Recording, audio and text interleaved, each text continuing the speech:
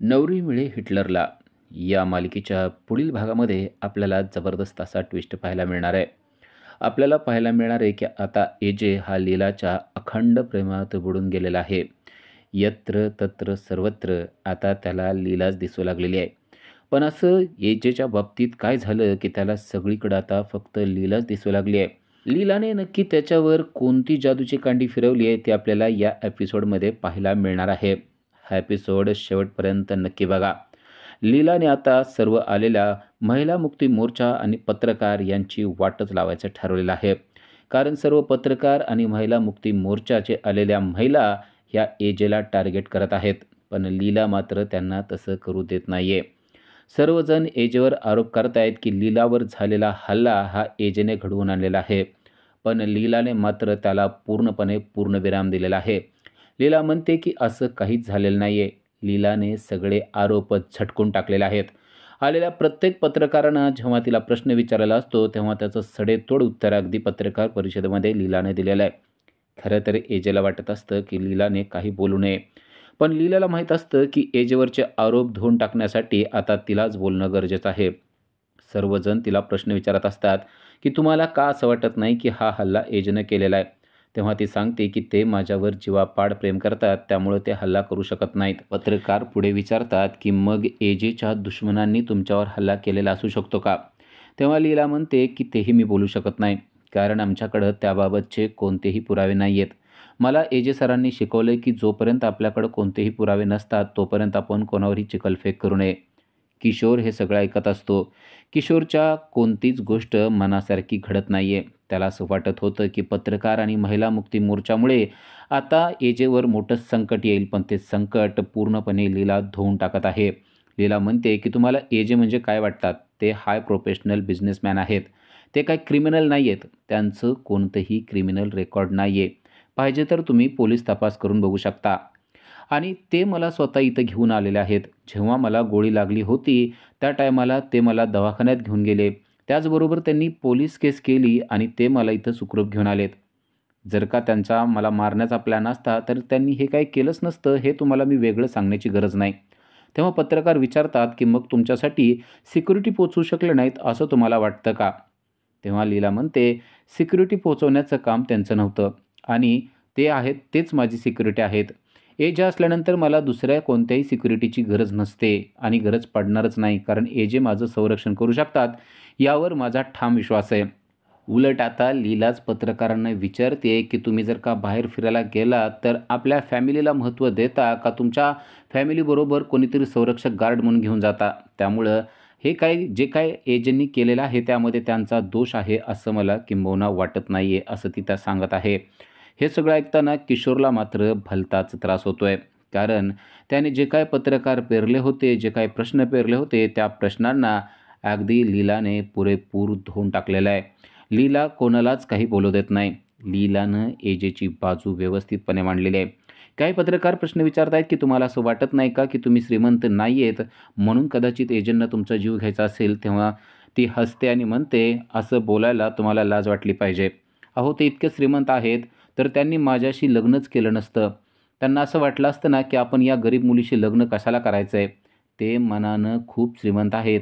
त्यांच्या मनाचा मोठेपणा यामध्ये दिसून येतो की माझ्यासारख्या सामान्य आणि गरीब मुलीला त्यांनी गरीब मुलीबरोबर लग्न त्यांनी केलेलं आहे. आजी हे सगळं ऐकत असतात. आजींना खूप चांगलं वाटत असतं पण तेवढ्यात आता लीलाला चक्कर येते. लीला अक्षरशः चक्कर येऊन एजंटच्या खांद्यावर डोकं ठेवते. तरी देखील पत्रकार प्रश्न विचारत असतात तेव्हा मात्र एजेचं रुद्ररूप सर्वांना पाहायला मिळतं. एजे त्यांना shut up and sit down म्हणून सांगतो कारण आता माझ्या पत्नीला चक्कर आलेली आहे आणि तिच्या तब्येतीपेक्षा महत्त्वाचं माझ्यासाठी काहीच नाही आहे असं म्हणून आता एजेनं लीलाला उचललेलं आहे. एजेने लीलाला उचलून तो बेडरूमकडे घेऊन चाललेला आहे. सगळे पत्रकार देखील आता शांत बसतात. विश्वरूप येतो आणि तो देखील सर्व पत्रकारांना शांत बसवतो. एजे लीलाला आतमध्ये घेऊन जातो. तिच्या तोंडावर थोडंसं पाणी शिंपडण्यात येतं आणि त्यानंतर ती जागी होते. जेव्हा ती डोळे उघडते तेव्हा एजे तिच्या जवळच असतो आणि ती एजेला सॉरी म्हणते. पत्रकार आहेत का गेलेत? खरं मला कशी काय चक्कर आली ते कळलं नाही. मला अजून त्यांना उत्तर द्यायचं होतं असं ती बोलत असते. तेव्हा एजे म्हणतो आता कोणाला कसलंच काही उत्तर देण्याची गरज नाही आहे. आता जे काय झाले ते भरपूर झालेलं आहे. आता कोणाला काही एक्सप्लेनेशन द्यायची गरज नाही असं तो सांगतो आणि आजी देखील लीलाला म्हणते, "तू जे काही बोललेली आहेस तेवढं भरपूर बोललेली आहेस." त्यांना त्यांचं उत्तर आता अचूकपणे मिळालेलं आहे. कारण तू स्वतःच एजेवरचे सगळे आरोप धुवून टाकलेले आहेत. त्याचबरोबर लीलाला शुद्ध आली त्यामुळं आजी देखील खुश होतात. विश्वरूप येतो आणि सर्वांना सांगतो, की पत्रकारांना लीलाचा जबाब अगदी पटलेला आहे आणि तो उद्याच्या पेपरला तो त्यांनी छापायचा आहे असं सुद्धा सांगितलेलं आहे. त्यामुळं प्रेस कॉन्फरन्स सक्सेस झाली आहे असंच विश्वरूपने सांगून टाकलेलं असतं. हे जे मात्र अजूनही तब्येतीची काळजी करत असतो ती म्हणजे लीलाच्या. त्याला वाटत असतं, की लीलाला या प्रेस कॉन्फरन्सचा खूपच त्रास झालेला असणार आहे. खरं तर तिला त्रास झालेलाच असतो. म्हणून एजे म्हणतो, की आत्ताच्या आता आपण आपल्या बेडरूममध्ये जाऊया, असं तिला सांगून तो तिच्या हाताला धरतो आणि त्याने आता तिला आपल्या बेडरूमकडे आणलेलं असतं. जेव्हा ते दोघेही आपल्या बेडरूमकडे येतात, तेव्हा एजेनं तिला विचारलेलं असतं, की तुला प्रेस कॉन्फरन्सबद्दल कोणी सांगितलं? पण लीला मात्र त्याच्या प्रश्नाचं उत्तर न देता म्हणते, की तुम्हाला असं वाटत होतं का, की तुम्ही या प्रेस कॉन्फरन्सला एकट्याने फेस करावं? असं तुम्ही अजिबात करायला नाही पाहिजे होतं. या गोष्टीचं मला खरं खूप वाईट वाटलं. पण मी ठरवलंच होतं, की आज मी तुमची बाजू घेणार. एजे तिचं ते रूप पाहतच असतो. एजे म्हणतो, "एवढी हिंमत तुझ्याकडून कुठून येते?" ती म्हणते, "प्रेम असलं की आपोआप हिंमत येते. हिंमत आणायची गरज पडत नाही. तुम्ही माझ्यावर प्रेम करता आणि मी तुमच्यावर जीवापाड प्रेम करते. यामधूनच मला हिंमत मिळते. मला हिंमत मिळते ती तुमच्यामुळंच." एजे तिचं हे सगळं रूप पाहून आणि तिचं ते बोलणं ऐकून पूर्णपणे तिच्यावर इम्प्रेस झालेला आपल्याला पाहायला मिळतोय. एजेला आत्तापर्यंत कधीच वाटलं नव्हतं, की लीला त्याची बाजू एवढी ठामपणे घेऊ शकेल. पत्रकारांपुढे आणि महिला मुक्ती मोर्चांच्या लोकांपुढे देखील ती एवढी बाजू ठामपणे मांडेल असं एजेला वाटलेलं नसतं आणि त्यामुळे एजे लीलाला स्वतःच्या मिठीत घेतो. लीलाची स्वप्नपूर्तीच झालेली आहे. एजे आपल्यावर प्रेम करतोय या गोष्टीचा आनंदच तिला झालेला आहे. आता सर्वजण डायनिंग टेबलवर बसलेले असतात. सर्वजण जेवण करत असतात. एजे स्वतःच्या हातानं चमच्याने लीलाला भरवत असतो आणि सांगत असतो, की आता पटापट खाऊन घ्यायचं कारण त्यानंतर तुम्हाला मेडिसिन घ्यायच्या आहेत. लीला देखील त्याच्या हाताने जेवत असते. सर्वजणच आता खुश झालेत. कारण एजेवरचे सगळे आरोप लीलाने अगदी योग्य वेळेला पूर्णपणे धुवून टाकलेले आहेत. आजी तर भलतीच खुश झाली आहे. खरंच बरं का, लीला तुझ्यात एवढी हिंमत येते कुठून ना ते कळत नाही. तेव्हा रेव म्हणते, "मग माझी दीदी आहे ती, तिच्यात हिंमत आहेच आहे."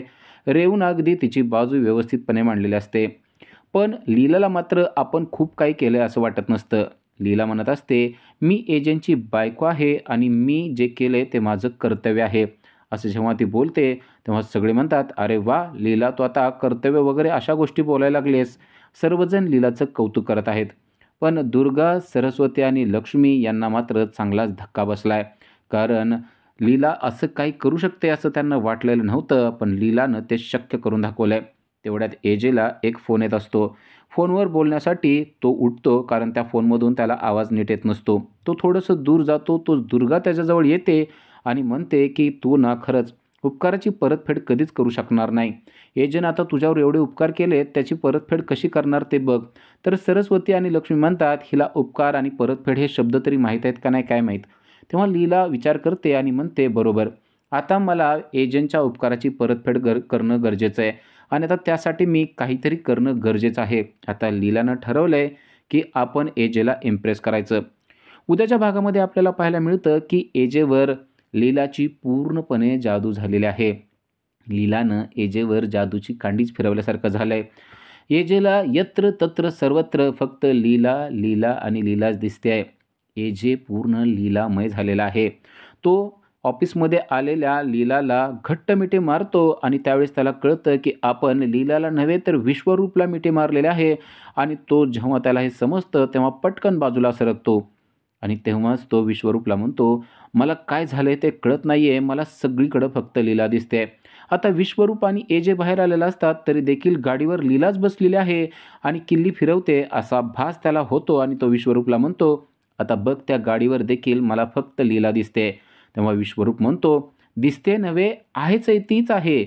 आणि मग ती विश्वरूपला बोट करून जायला सांगते आणि एजे आता तिच्याजवळ येतो. नक्की आपल्याला भासच होतोय का काय हे त्याला कळत नसतं आणि तो लीलाच्या अगदी जवळ गेलेला असतो. आता चावी लीलाने त्याच्याकडे दिलेली असते. लीलानं चावी आणलेली आहे आणि आता AJ आणि लीला हे लाँग ड्राईव्हला जाणार आहेत. AJ तिला पाठीमागं बसवतो आणि थोडं पुढं गेलं की एखाद्या कॉलेज बॉयसारखा ब्रेक मारतो आणि लीला अलगद त्याच्या पाठीमागं चिटकते आणि त्याला मिठी मारते. अशाच अपडेटसाठी आजच आमच्या चॅनलला सबस्क्राईब करा. Thank you.